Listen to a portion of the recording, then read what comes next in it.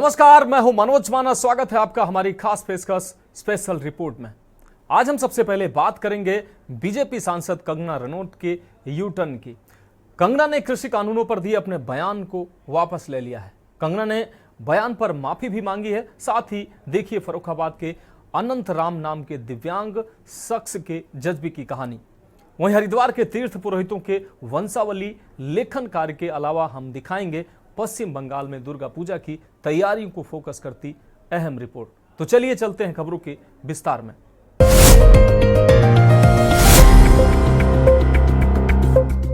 Special report में पहली report की बात करेंगे। बीजेपी सांसद कंगना रनौत ने किसान कानूनों पर दिए बयान पर अब माफी मांग ली है।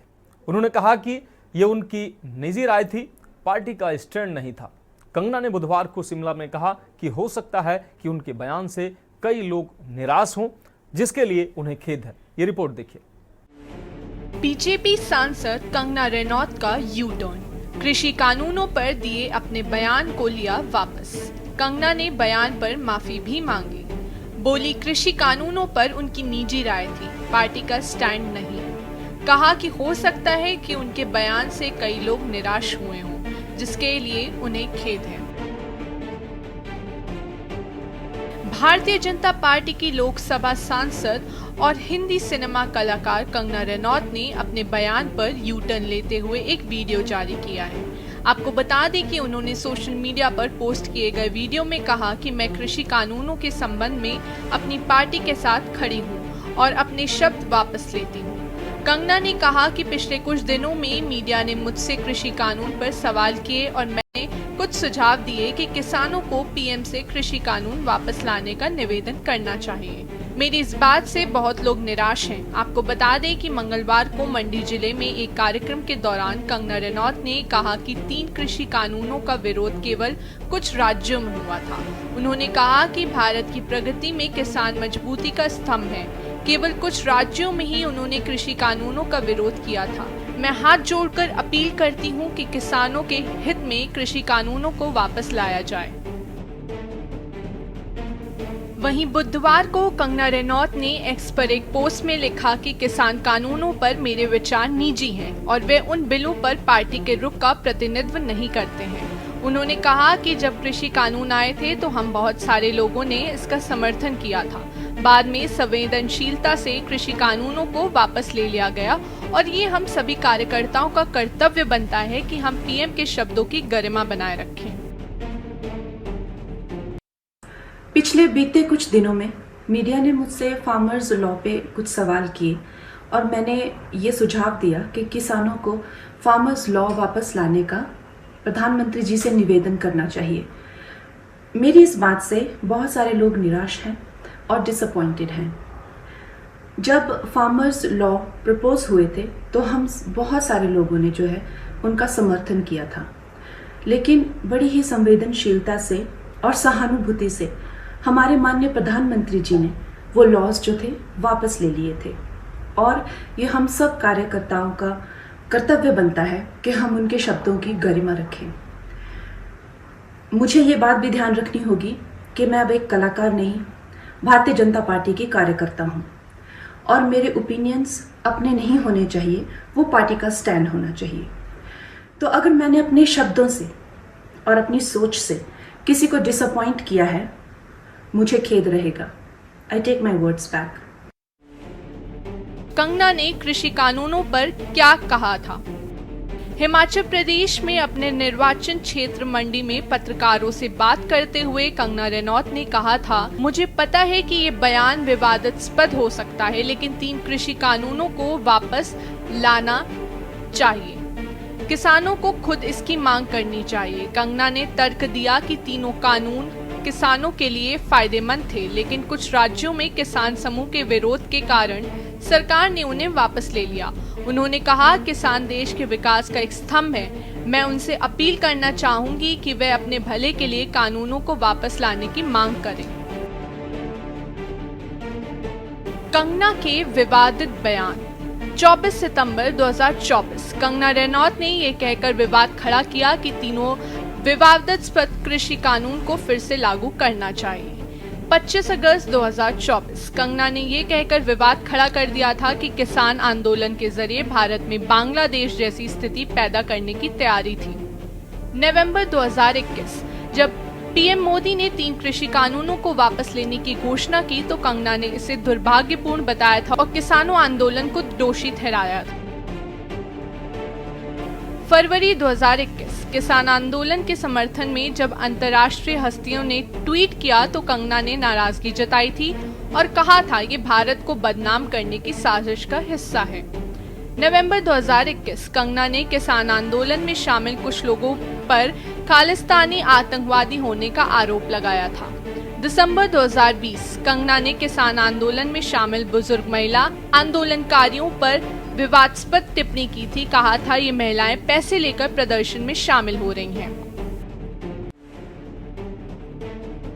आपको बता दें कि कांग्रेस ने लगातार कंगना को बयानों की निंदा की है। कांग्रेस ने यह भी आरोप लगाया था कि अब बीजेपी के सांसद फिर से कृषि कानून को वापस लाने का प्लान बना रहे हैं। कांग्रेस किसानों के साथ है। इन काले कानून की वापसी अब नहीं होगी, चाहे नरेंद्र मोदी हो चाहे उनके सांसद जितना जोर लगा ले। स्पेशल डेस्क के न्यूज इंडिया। तो स्पेशल रिपोर्ट में अब अगली रिपोर्ट की बात करते हैं।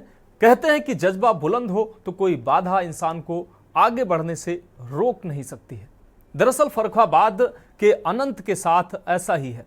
दिव्यांग होने के बाद भी वो जीवन के सफर को आसान बनाने के लिए लगातार मेहनत कर रहे हैं। इस रिपोर्ट के माध्यम से देखिए। मंजिलें उन्हीं को मिलती है जिनके सपनों में जान होती है। पंखों से कुछ नहीं होता, हौसलों से उड़ान होती है।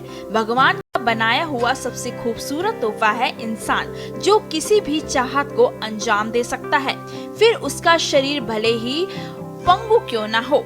ये फर्रुखाबाद के एक ऐसे शख्स की कहानी है जो सड़क दुर्घटना के बाद 80% विकलांग हो गया, जिसके बावजूद भी उसने हिम्मत कभी नहीं हारी। ये जीवन कहानी है अनंत राम की। चलने में असमर्थ होने के बाद भी परिवार का खर्च चलाने के लिए अनंत राम ने जोमैटो कंपनी में डिलीवरी बॉय का काम करना शुरू किया। अनंत अब तक हजारों लोगों के घरों में खाना पहुंचा चुके हैं। अनंत से जो भी मिलता है उनके हौसले को सलाम करता है। सड़क से निकल रहे अनंत को देखकर हर कोई रोमांचित हो जाता है। ये इटावा बरेली हाईवे पर बना रेस्टोरेंट है, जहां से अनंत ऑर्डर लेकर 6 किलोमीटर दूर मोहल्ला खतराना में ऑर्डर देने जा रहे हैं। जब अनंत फूड ऑर्डर करने वाले ग्राहक के घर पहुंचे तो वे अनंत से प्रभावित हुए नहीं रह पाए। अनंत राम ने बताया कि एक एक्सीडेंट के बाद वो विकलांग हो गया था। उनके परिवार का पेट पालने के लिए चेन्नई से ट्राई साइकिल बनवाई और फूड कंपनी में डिलीवरी बॉय का काम शुरू किया। उनका गांव फर्रुखाबाद मुख्यालय से करीब 20 किलोमीटर दूर है। अनंत के हौसले खुद के लिए प्रेरणा है और वो अन्य लोगों के लिए भी। जब लोग छोटी छोटी बातों को लेकर, किस्मत से लेकर तमाम चीजों को कोसने के लिए बैठ जाते हैं, अनंत उनके सामने अपने हौसले के साथ उठ खड़े होने, जूझने और लड़ने की प्रेरणा देता है। जहां एक और कहा जाता है कि युवा जो हैं बेरोजगारी की बात कहकर कई ऐसे बेरोजगार युवा हैं जो कि गलत कामों की ओर बढ़ जाते हैं, और चाहे वो आपका आईपीएल हो या फिर कुछ भी हो। और ऐसे ही एक युवा हमारे साथ हैं जिनके दोनों पैर खराब हैं, फर्रुखाबाद से हैं, और यह अपने घर से करीब 15 से 20 किलोमीटर दूर शहर फर्रुखाबाद आकर एक ऐसा कार्य कर रहे हैं, और इनसे ही जानेंगे क्या कुछ इनकी पूरी कहानी है। क्या नाम है? अनंत राम नाम है मेरा। कहाँ रहते हैं आप, वो कितनी दूर से? यहाँ से 15 किलोमीटर है। तो आप जोमैटो में काम कर रहे हैं जैसा कि मैं देख पा रहा हूँ। हाँ, जोमैटो में काम कर तो रहे हैं। क्या कितनी इनकम हो जाती है? हो जाती है 300-250 रुपए, कभी 350 भी हो जाती है। आर्डर के ऊपर होता है, जैसा आर्डर लगता है उसके हिसाब से होती है। घर में अगर परिवार में अगर बात कर ली जाए तो कितने लोग हैं सदस्य? हम 5 लोग हैं, 3 बच्चे हैं और हमारी वाइफ हैं। 5 लोग हैं हम। तो इससे गुजारा हो जाता है? हाँ, इससे वो पेंशन वेंशन थोड़ी बहुत आ जाती है, दिव्यांग पेंशन, और अपना इससे हाँ चलता है गुजारा। तो क्या लगता है कितने वर्ष हो गए ये जो इंसिडेंट आपके साथ हुआ? इससे पहले क्या करते थे या कुछ बताना चाहिए? इसको सर देखो 3 साल हो गए हैं चोट लगे हमारे, तो अभी तक भी इसका इलाज चालू है, ट्रीटमेंट चालू। अभी हम 17 तारीख को कानपुर एक डॉक्टर साहब आए थे बम्बई के, तो उनका अपॉइंटमेंट 4,000 रुपये फीस है, उनको आए दिखा के दवा लेके आए हैं। तो यही इसके पहले अपना थोड़ा बहुत काम ऐसे ही करते थे, इधर उधर महाराष्ट्र में जाके कहीं इधर उधर अपना गुजारा चलता था। आज आपकी ट्राईसाइकिल की अगर बात कर ले तो ये भी कुछ यूनिक लग रही है, किस तरीके से डिजाइन कराई, स्पेशल कराई? हाँ, ये गाड़ी ऐसा है, ये आर्डर दे के बनवाना पड़ती, चेन्नई से बनती है। पहले बॉडी का नाप होता है, उसके हिसाब से फिर बनती है ये गाड़ी। फिर हाँ, ये ऑनलाइन बन के आ जाती है आपके पास। हाँ, लगभग दिन में कितने ऑर्डर हो जाते हैं? ये 5-6 ऑर्डर हो जाते, कभी कभी 7 भी हो जाते लोगों हैं। का सपोर्ट मिल पाता है? हाँ, कोई कोई देता है, टिप्स दे देते हैं, कोई कोई मदद कर देते हैं। कई बिल्डिंगें ऐसी होती होंगी जिसमें 3rd फ्लोर, 1st फ्लोर ऊपर चढ़ के जाना होता है, तो उसमें क्या जो कस्टमर हैं वो आपको सपोर्ट कर पाते हैं? हाँ हाँ जी, वो उनको कॉल करने के बाद वो नीचे आ जाते हैं और सपोर्ट करके ले जाते हैं ऑर्डर। उन लोगों के लिए क्या कहना चाहेंगे जो युवा हैं वो कहीं ना कहीं कोई बहाना कर देते हैं कि हमारे पास काम नहीं है, रोजगार नहीं है, और आप पैर से दिव्यांग हैं उसके बाद भी अपना व्यवसाय कर रहे हैं, मेहनत कर रहे हैं, उन लोगों के लिए क्या कहना चाहेंगे? देखो ऐसा है, करने के लिए तो सब हो सकता है, लेकिन जो नहीं करना चाहता है वो कुछ नहीं कर सकता। अभी हमारा खाली 20% काम कर रहा है, सिर्फ खाली हाथ काम कर रहा है और सिर काम कर रहा है बस, और यहाँ से ये सब पूरा डैमेज है। खाली हाथ पैर समझो 20% काम कर रहा है सर, फिर भी इतना करते हैं। तो देखिए, जैसा कि उन्होंने बताया कि करना चाहे तो सब कुछ कर सकते हैं और नहीं करना चाहे तो कुछ भी नहीं कर सकते हैं। तो काफ़ी प्रेरणादायक स्टोरी है इनकी, कही जा सकती है। और जो भी युवा इस खबर को देख रहे हैं वो इनसे उनको प्रेरणा लेनी चाहिए कि किस प्रकार से आप बेरोजगारी का बहाना नहीं बना सकते, और आप जो भी आपके अंदर हुनर हो, जो भी कला हो, उसके साथ आप मार्केट में आइए और कुछ ना कुछ रोजगार करिए, अपने घर का पालन पोषण करिए। वीडियो जर्नलिस्ट के साथ पंकज प्रकाश, के न्यूज, फर्रुखाबाद। तो स्पेशल रिपोर्ट में वक्त एक ब्रेक का है और ब्रेक के बाद वापस लौटते हैं, अगली रिपोर्ट की बात करते हैं।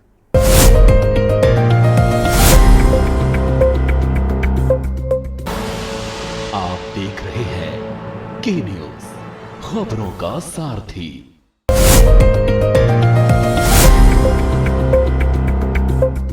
ब्रेक के बाद स्पेशल रिपोर्ट में एक बार फिर से आपका स्वागत है।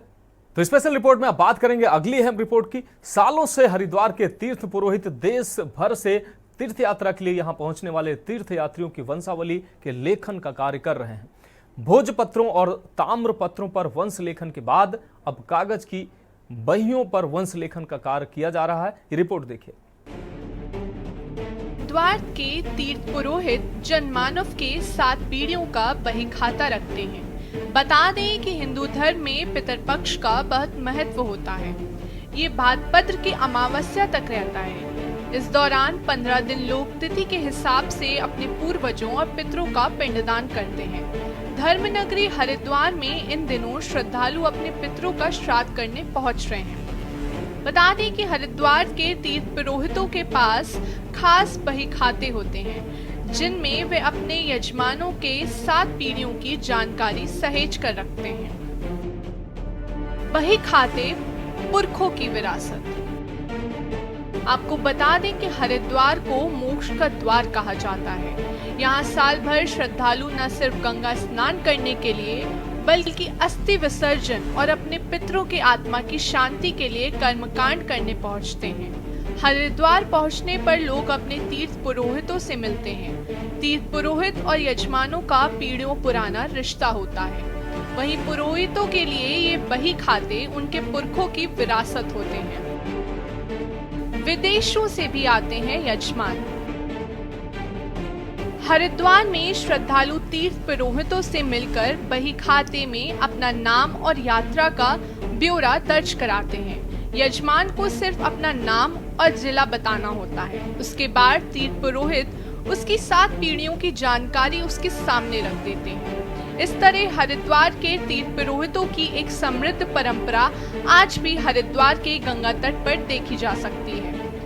तीर्थ पुरोहित यजमान के संरक्षक, उनके प्रतिनिधि और उनके मोक्ष का द्वार दिखाने वाले एक सच्चे प्रेरक के रूप में कार्य करते हैं। ये सामाजिक रूप से, धार्मिक रूप से इसका अति प्राचीन महत्व है। इसके बिना पहले तो कोई यात्रा ही पूरी नहीं मानी जाती थी जब तक वो अपने कुल पुरोहित की वही में नाम दर्ज ना कराए, तब तक क्या पता कि वो कौन है, क्योंकि पुरोहित की पहचान हमारे रिकॉर्ड से ही है। ब्राह्मण तो हरिद्वार में मान लिया जाए 2,500 हैं, सब ब्राह्मण हैं, किसी से भी आप पूजा करा सकते हैं, किसी को भी नमन कर सकते हैं, किसी का भी सम्मान कर सकते हैं, किंतु आपके बुजुर्ग कहाँ आए, आपका इतिहास कहाँ है? वही जितने भी ये बहियात हैं, ये तीर्थ पुरोहित और तीर्थ यात्री के बीच की जो एक कड़ी है वो ये बही है। इसी बही के द्वारा ही तीर्थ और तीर्थ यात्री का, तीर्थ पुरोहित का संबंध पता चलता है कि कौन किसका तीर्थ पुरोहित है और कौन किसका जजमान है। ये परंपरा तो सब भगवान राम के समय से ही चलती आ रही है। 16वीं शताब्दी से कागज का इतिहास है, जब से ही हमारे पास ये रिकॉर्ड है, और इसी रिकॉर्ड प्रणाली के अनुसार ही यह सब कुछ यहाँ परंपरा चलती है। तीर्थ में आने के बाद तीर्थ यात्री सबसे पहले अपने पुरोहित को इसीलिए ढूंढता है क्योंकि तीर्थ में तीर्थ पुरोहित के अलावा उसका यहाँ पर कोई भी अपना नहीं होता है। जैसे पुरोहित ढूंढते हैं हमारे, यानी कि हम बिहार से हैं तो अपने पुरोहित को ढूंढते हैं, ढूंढने के बाद हम पता चल जाता है कि हमारे बिहार से हैं, हमारी सारी डिटेल इनके पास होती है, हमारे पूर्वजों की, दादा परदादा, पूरा बैकअप होता है इनके पास, जिससे हमें अपनापन लगता है। फिर हम ये हमारे जो विधि व्यवहार है जैसे उस तरह से पूजा पाठ सारा अपन करा देते हैं, क्रियाक्रम जो। आपको बता दें कि तीर्थ पुरोहित हरिद्वार, कनखल और ज्वालापुर में निवास करते हैं।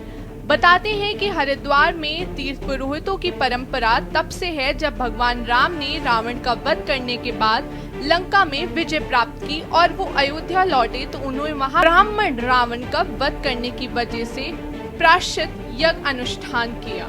हरिद्वार के तीर्थ पुरोहितों के पास देश भर के यजमानों का दशकों पुराना लिखित रिकॉर्ड वंशावली के रूप में मौजूद है। किसी यजमान के आने पर चंद मिनटों में ही संबंधित पुरोहित कंप्यूटर से भी तेज गति से वंशावली देखकर उनके पूर्वजों की जानकारी दे देते हैं। पितृपक्ष के दौरान हरिद्वार आने वाले लोग अपने तीर्थ पुरोहितों के पास आकर वंशावली में अपने वंश के बारे में जरूर जानते हैं। इस समय हरिद्वार के तीर्थ पुरोहितों के पास काफी भीड़ नजर आ रही है। स्पेशल डेस्क के न्यूज इंडिया। तो स्पेशल रिपोर्ट में अब दुर्गा पूजा की हम बात करेंगे। दुर्गा पूजा का उत्सव आपको बता दें महालया के शुभ दिन देवी पक्ष से शुरू होता है। पश्चिम बंगाल में इसकी खास तैयारियां शुरू हो गई हैं। ऐसा माना जाता है कि देवी दुर्गा महालया के दिन पृथ्वी पर अवतरित हुई थी, इसलिए पूरे पश्चिम बंगाल में लोग मां दुर्गा के स्वागत के लिए पारंपरिक उत्साह और भक्ति के साथ तैयारियों में जुटे हुए हैं। ये रिपोर्ट देखिए। दुर्गा पूजा में बस कुछ ही दिन बाकी हैं और पश्चिम बंगाल में समेत अन्य राज्यों में देवी दुर्गा के स्वागत की तैयारियां जोरों शोरों से चल रही हैं। दुर्गा पूजा का उत्सव महालया के शुभ दिन देवी पक्ष से शुरू होता है। ऐसा माना जाता है कि देवी दुर्गा महालया के दिन पृथ्वी पर अवतरित होती हैं। इसीलिए पूरे पश्चिम बंगाल में लोग मां दुर्गा के स्वागत के लिए पारंपरिक उत्साह और भक्ति के साथ तैयारियां करते हैं। पश्चिम बंगाल के कोलकाता में दुर्गा पूजा की जोर शोर से तैयारियां हो चुकी हैं। पंडालों में दुर्गा पूजा के लिए आकर्षक साज सज्जा की जा रही है। बता दें कि पंडालों में इस बार हावड़ा ब्रिज और अंडर वाटर मेट्रो टनल का मॉडल दिखेगा। कोलकाता के अंडर डांगा इलाके में मौजूद इस पंडाल में दक्षिणेश्वर काली मंदिर भी होगा। दूर दराज के इलाकों से आने वाले लोगों को यहाँ कोलकाता की इन फेमस जगहों की झलक देखने को मिलेगी। ये है जो मेट्रो का जो टेक्सचर है ना, एक गंगा का नीचे में जो पाइप जाता है ना, उस पाइप का अंदर से जो मेट्रो होता है ना, जो गंगा का नीचे से पाइप जा रहा है, तो पहले ये पाइप बनाया है। ये हमारा लकड़ी प्लाई से बना हुआ है, बम्बू से बना है, ऐसे चीज से बनता है, बना दिया है। उसका अंदर में जो मेट्रो है गंगा का नीचे में, वो मेट्रो यही बन रहा है, क्योंकि जब गंगा का नीचे आएगा तो मेट्रो मिल जाएगा। यहाँ पर स्टेशन प्लेटफॉर्म भी रहेगा। पंडाल बनाने वाले कलाकार के मुताबिक टनल में मेट्रो रेल और प्लेटफॉर्म होगा, जिसे प्लाईवुड और मेटल शीट से तैयार किया जा रहा है। ये मेट्रो का जो टेक्सचर है ये ब्रास से बना है। दुर्गा पूजा उत्सव शुरू होने में अब सिर्फ 2 हफ्ते बचे हैं, लिहाजा कारीगर पंडाल को अंतिम रूप देने में जुटे हुए हैं। कारीगर बड़ी संख्या में पंडाल बनाकर मां दुर्गा का स्वागत करने के लिए तैयार हैं। अपना घर में आता है ना, 1 साल बाद में वो पिताजी माताजी अच्छा करके खिलाता है, वो 2-4 दिन रहता है और नवमी में चल जाता है। इसीलिए हम लोग बहुत बढ़िया से पंडाल बनाता है। आप लोग आइएगा, देखिएगा। बड़ा ब्रिज बन रहा है यहाँ पर, आप लोग आइएगा, हावड़ा ब्रिज में चढ़िएगा। प्लस गंगा का नीचे जो मेट्रो रेल बना हुआ है ना कलकत्ता में, ये लोग तो आप लोग सुना है, जानता भी है, ऐसा बहुत है गांव का आदमी, वो लोग सुना है, देखा नहीं है।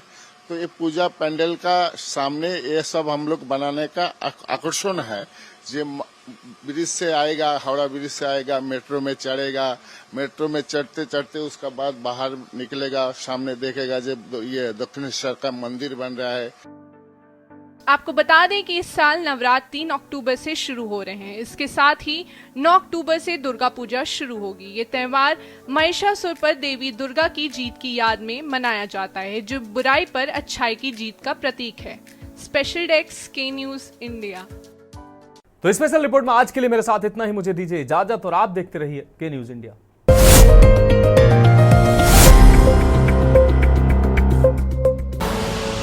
आप देख रहे हैं के न्यूज, खबरों का सारथी।